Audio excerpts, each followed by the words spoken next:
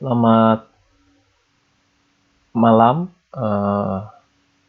teman-teman dan juga selamat malam Pak Suyoto selaku dosen mata kuliah grafika komputer. Pada malam hari ini saya akan mempresentasikan mengenai tugas besar grafika komputer. Nama saya Adrianeta Noyagawa, NPM 190710230. Nah, pertama kita masuk ke pendahuluan dulu. Jadi, inti dari tugas besar ini adalah membuat model 3 dimensi sebuah ruangan. Dan di dalam ruangan itu berisi benda-benda. Kemudian bahasa yang digunakan, kita menggunakan bahasa Python. Dan library yang kita gunakan antara lain PyOpenGL dan juga Pygame. Ini merupakan external library yang bukan bawaan dari Python ini. Oke. Jadi ini ada beberapa tekstur yang saya gunakan. Ini ada gambar saya sendiri untuk kubus dan juga figura. Juga ada gambar lain untuk kubusnya. Kemudian ada tekstur-tekstur seperti kayu dan batu bata ini untuk tekstur ruangannya. Dan juga ini tekstur benda-bendanya. Jadi teman-teman bisa lihat di sini saya menggunakan lumayan banyak tekstur ya. Kemudian ini dia hasil akhir ruangannya. Jadi di dalam ruangan ini adalah berbentuk kubus ya, dengan 6 sisi, atap, lantai, kemudian ada dinding-dindingnya. Kemudian di dalam ruangan ini ada 4 lemari, juga ada 3 kursi atau sofa ya ini. Ini ada meja, dan di atas meja ini ada sebuah buku komik dan juga sebuah handphone. Kemudian di dindingnya ada sebuah jam. Lalu di dinding sebelah sini ada figura dengan foto saya. Kemudian ada televisi dan 3 kubus ini dengan gambar masing-masing. Oke. Jadi ini pengkodeannya. Pertama kita inisialisasi dulu window-nya untuk aplikasi kita. Jadi window kita akan memiliki ukuran 800 x 600 dan inisialisasi menggunakan fungsi inisialisasi ini. Nih, kita akan membuat sebuah viewport ukurannya 800 x 600 gitu. Nah, kemudian sebelum kita membuat benda-benda di dalam ruangannya dan juga ruangannya, maka kita harus membuat fungsi untuk teksturnya terlebih dahulu. Jadi ini adalah fungsi untuk membuat teksturnya, untuk memasukkan gambar tekstur kita dari file biar nanti bisa digunakan di dalam pemodelan kita. Jadi ini ada nama filenya, nama file gambarnya. Kemudian ini ada sintaks-sintaks lain yang juga digunakan untuk meload teksturnya. Nah, ini juga sama. Ini untuk meload tekstur juga. Ini juga untuk meload tekstur. Jadi teman-teman bisa lihat kalau pada pengkodean ini yang berbeda hanyalah nama file yang di load saja. Jadi kita hanya mengganti nama filenya saja. Dan juga diperhatikan formatnya. Ini misalnya lantai berarti kita menggunakan lantai JPEG. Dinding kita menggunakan dinding JPEG. Dan seterusnya.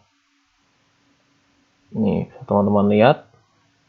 Semuanya menggunakan sintaks yang sama, namun hanya gambarnya saja yang berbeda teksturnya. Nah, kemudian kita lanjut lagi, ini masih tekstur. Ini juga masih tekstur. Jadi harus kita bikin semua fungsi untuk teksturnya. Nah, kemudian kita masuk ke gambar. Nah, untuk menggambarnya, kita juga membuat sebuah fungsi. Nah, untuk fungsi yang ini, kita akan menggambar 3 kubus. Nah, yang pertama kita membuat fungsi ini sebenarnya cuma untuk 1 kubus saja. Tapi nanti untuk kita menghasilkan 3 kubus, berarti fungsi ini dipanggil 3 kali. Nah, yang pertama ada if, kemudian ada else. Nah, yang di dalam if ini untuk handling jika sewaktu-waktu error atau tidak bisa di-load modelnya. Nah, kemudian ini kita masuk ke pengkodeannya untuk kubusnya. Jadi ini ada komen depan, belakang, kiri, kanan, atas, bawah. Jadi ini maksudnya untuk sisi depan, ini untuk sisi belakang, untuk sisi kiri, sisi kanan, sisi atas, sisi bawah. Jadi totalnya ada 6 sisi. Karena kubus kan memiliki 6 sisi. Nah, untuk menggambar sisi depan, pertama kita gunakan sintaks glBegin dengan parameternya glQuads. Jadi glQuads ini berarti dia nanti akan membentuk sisi dengan 4 titik. Quads kan artinya 4. Berarti dia akan membentuk sebuah bidang dengan 4 titik. Nah, 4 titik-titik ini akan diatur oleh keempat sintaks di bawahnya ini. Nah, jadi untuk menentukan lokasinya, kita menggunakan GL text coord. Nah, lokasi awalnya. Kemudian GL vertex ini adalah letak node-nya, letak titiknya dari titik awalnya. Ini kan titik awalnya kita sudah ngeset segini. Kemudian GL vertex ini adalah letak titiknya dari titik awalnya. Nih, kemudian ada 3 parameter ini. Ini maksudnya ini parameter ini untuk X, ini untuk Y, ini untuk Z. Jadi ini digeser min 0,5 dalam bidang X, digeser min 0,5 dalam bidang Y, dan digeser 0,5 dalam bidang Z. Nah, kemudian kemudian dilakukan juga untuk sisi-sisi yang lain. Dari ini kan totalnya nanti di satu sisi ada 4 titik. Nah, nanti yang sisi lain juga kayak gitu. Nah, bagaimana kita menentukan ukurannya untuk ukuran kubusnya? Nah, ini teman-teman bisa lihat kalau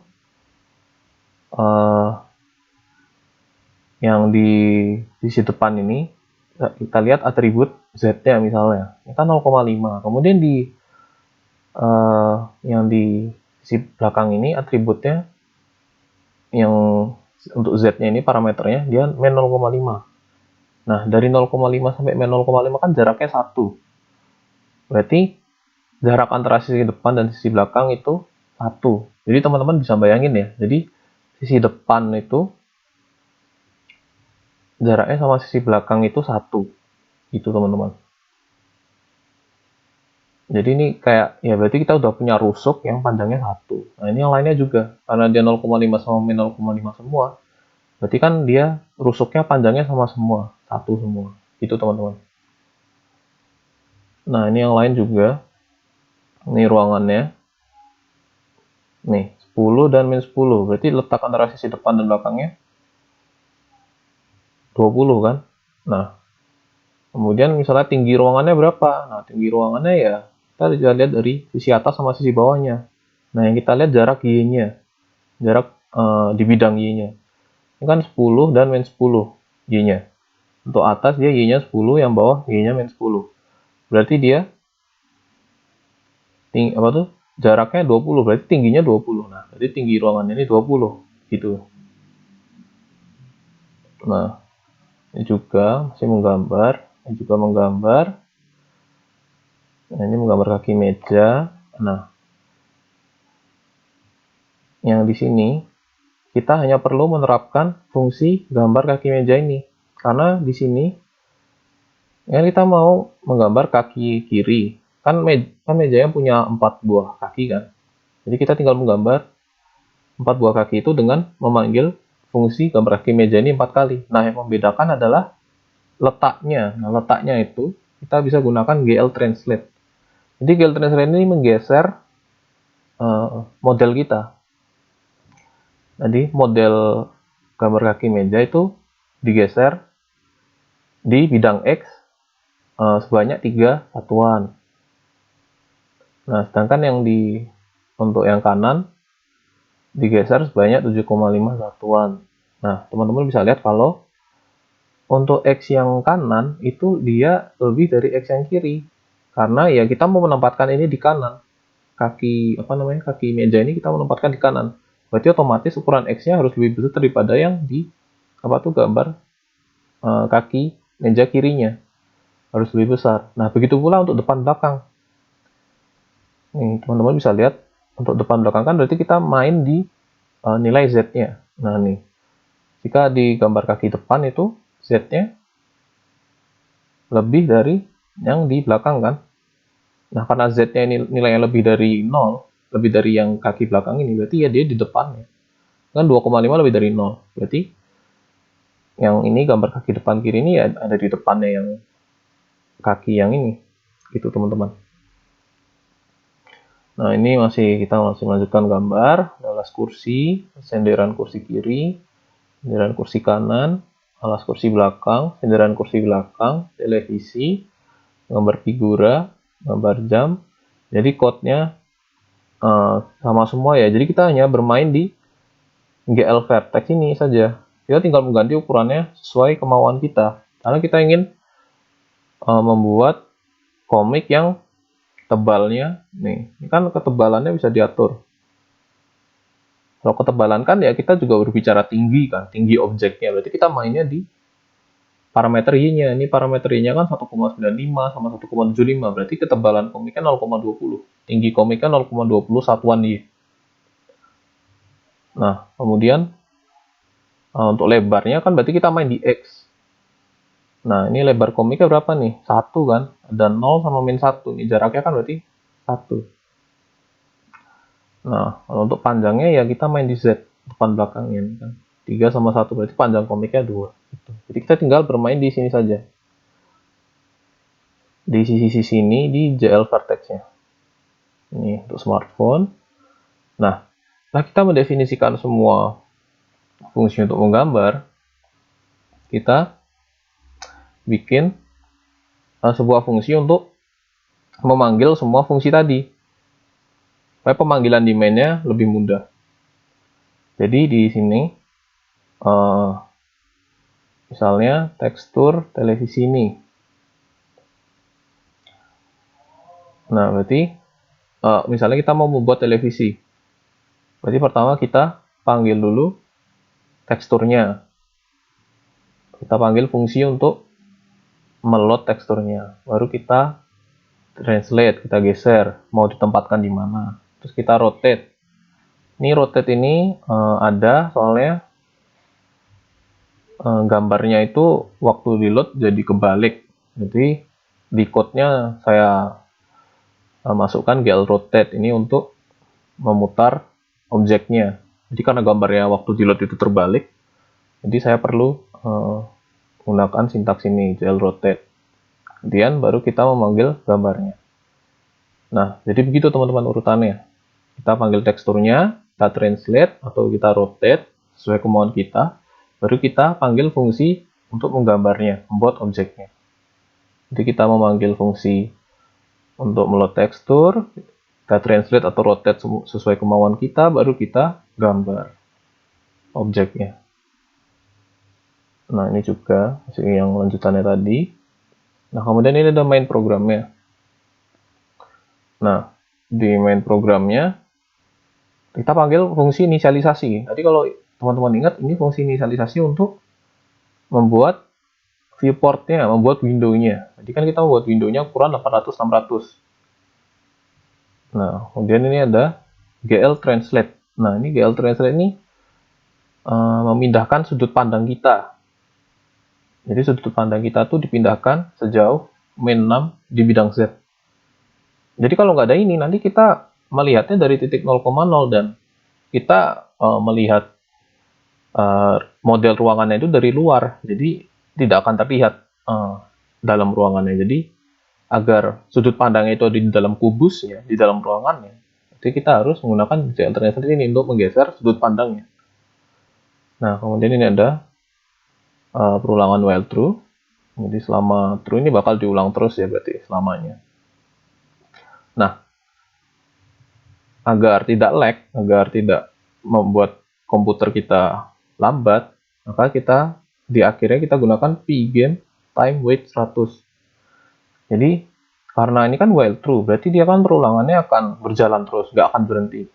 Kecuali mungkin ada kondisinya, tapi kan kita di sini tidak ada kondisi untuk berhenti kan. Maka kita ada pgame time wait supaya ya perulangan ini ngulangnya nggak terlalu cepat.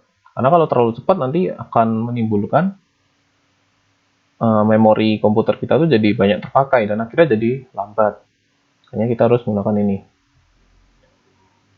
Nah, setelah itu baru kita panggil. Kita kan tadi udah inisialisasi viewportnya. Nah, terus kita panggil fungsi gambarku. Ini kan tadi fungsi gambarku untuk, nah ini, fungsi gambarku yang ini untuk yang menggambar semua objeknya. Gitu teman-teman.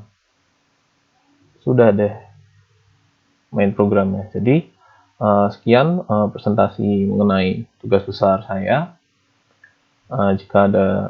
Jika saya ada salah kata, saya mohon maaf dan terima kasih.